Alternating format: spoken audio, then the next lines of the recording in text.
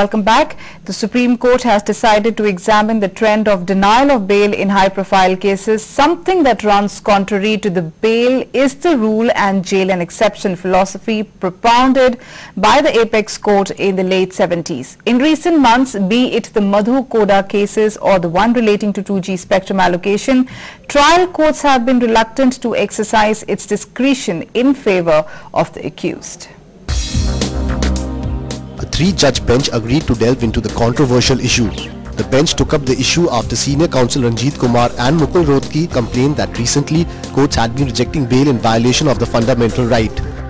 Appearing for Ashok Kumar Sinha, an associate of former Jharkhand Chief Minister Madhu Koda, Kumar submitted that the accused has been in jail for past 2 years. This, he submitted, was happening in spite of the fact that the minimum sentence for offences allegedly committed by him was merely 3 years and maximum 7 years. Kumar told the bench that of late, trial courts were not granting bail as some of these cases are media-driven and judges are afraid of the confidential reports. The senior counsel alleged that media was virtually prejudging several issues and tending to influence the conduct of judges. He said all principles relating to grant of bail in cases of imprisonment ranging from 5 to 7 years were not being followed by trial court judges. Kumar said a serious issue has arisen as a result of denial of bail to the accused, and it was time that at least a three-judge bench of the Supreme Court clearly laid down the law so that rights of the accused were not trampled upon. Bureau Report, Day and Night News. Whether bail is a right is what we discussed today, and joining us for a discussion are Justice K.S. Kariwal, former judge of Punjab and Haryana High Court, Ranjan Lakhanpal, advocate at the High Court, and Sudarshan Goyal, who too is an advocate at the High Court. Welcome to our studios. Justice Kariwal, I'll begin with you. Section 439 of the IPC provides bail to the accused in bailable offences. Can bail be treated as a matter of right as a consequence? You see, bail is not released from the criminal justice system. It is only released from custody. It does not mean that the accused has been acquitted or that the evidence against has been weighed or appreciated. So normally accused, unless they are very dangerous type of criminals or they are the types who will flee or who will harm the witnesses, generally bail should be granted, and it is usually granted. In my experience, bail is the rule. Do you mean to say subject to the cases? No, you look at the evidence and you see the most dangerous person who has used violence and who has used a firearm or something. You can deny him bail, but sometimes the others in that group who have just been, who party to that unlawful assembly. So those often get bail, and that is the, I don't know why now the trend has somehow become very anti-accused, and for that I'll say that the media has created this perception that when a person is released on bail, that means he's been let off, which is absolutely wrong. Okay.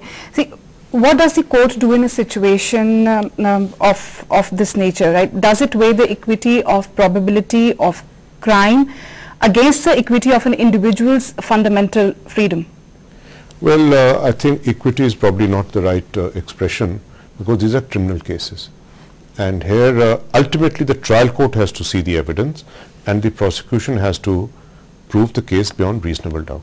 Right. So basic principle is, has the charge been proved beyond reasonable doubt? But that stage comes only after trial. At the stage of bail, what you see is the allegations against the accused, not really the evidence, because he still has to have the chance to cross-examine the witnesses and present his defense. So you see the allegations. It is alleged that Mr. A, B and C went to the house of the deceased. A fired a shot with a gun and B and C stood by.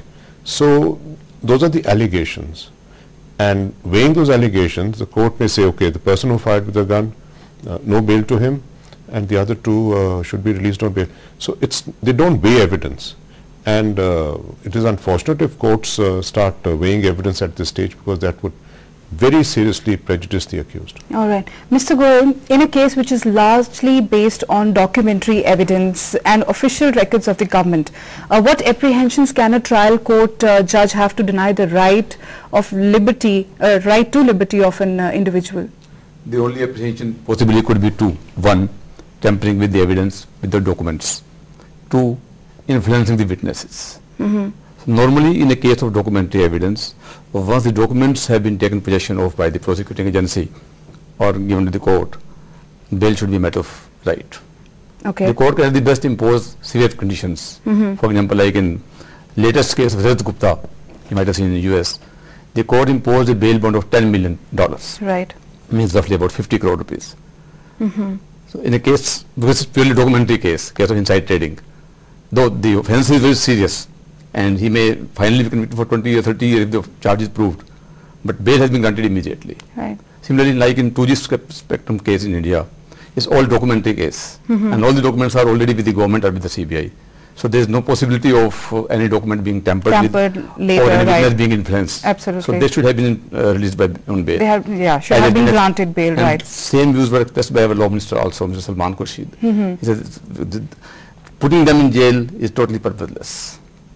Right. Mr. Lakhanpal, we talked about the apprehensions. Should this apprehension be based on any definitive inputs for the bail to be denied, or can it be denied on mere suspicion? It should not be denied on mere suspicion because till now the law is that rule is bail and not jail.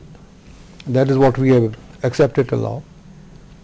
And the bail should be denied only in very serious cases, when there is apprehension that the accused is capable of tampering with the evidence or it's a very serious offence.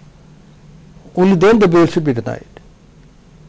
And as in the 2G spectrum case, we are seeing that people are being kept behind bars for not because of legal reasons or for some other reason, but because of the media pressure.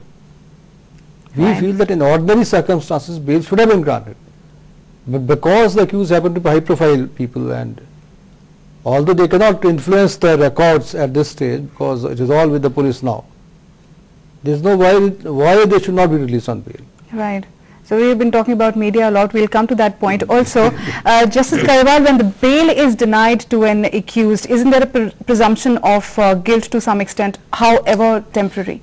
That is unfortunate because if bail is denied, then judge normally writes a few sentences why bail is being refused, and accused can get prejudiced by that because he has not really been tried so far. Right. So sometimes that order of a higher court, when it is read by the lower court, and the court which is going to try the accused, that court gets influenced and gets a little,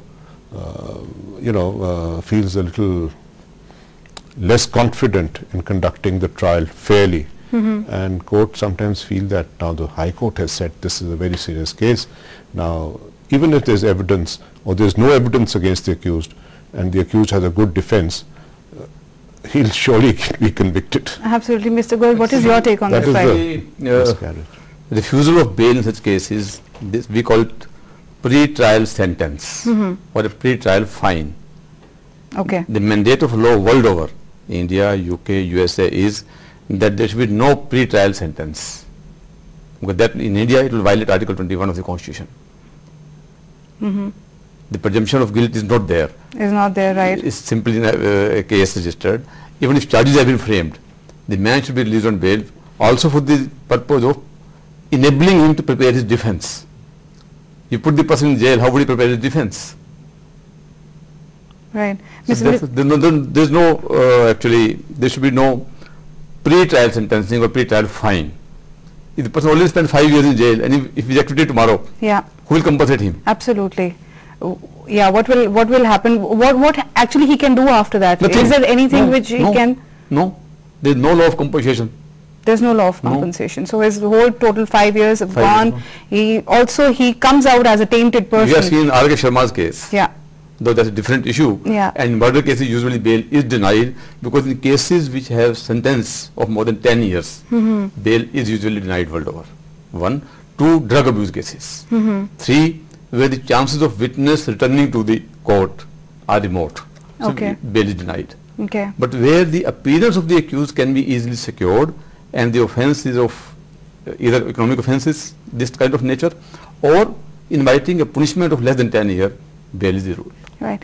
Justice Grewal, high-profile cases are always noticed by the media and they are reported by the media, and those cases are debated upon. We can say that these cases are media-driven. Why this become the reason for the trial courts to not grant bail to an accused? It's unfortunate that trial courts should be swayed by the media, but unfortunately they are. Trial court should look at the documents and see if the case before the court is one in which bail should be granted. Then trial court should not be influenced by the media. And this is, but the other thing which really worries me is, and I'm sure my panelists will agree, is that no one would really worry about bail if the accused will get his trial within 2 or 3 months. If the trial is going to be over within 3 or 4 months and his guilt or innocence is established, so he will just sit quietly in jail without inviting any media, without inviting any observations from a superior court in his bail application, and try and prepare his defense as best as he can from inside the jail, and hope that within 3 months his innocence will be established. Right. So that does not happen. You see, you have cases which go on for years and years and years. The people are languishing in jail, or even if they're out on bail, they're not able to pursue their, they're always appearing in courts. The witnesses get tired of appearing in courts, and the whole prosecution case gets bogged down. Right. Right. Mr. Lakhanpal, what's your comment on the cases which are media-driven?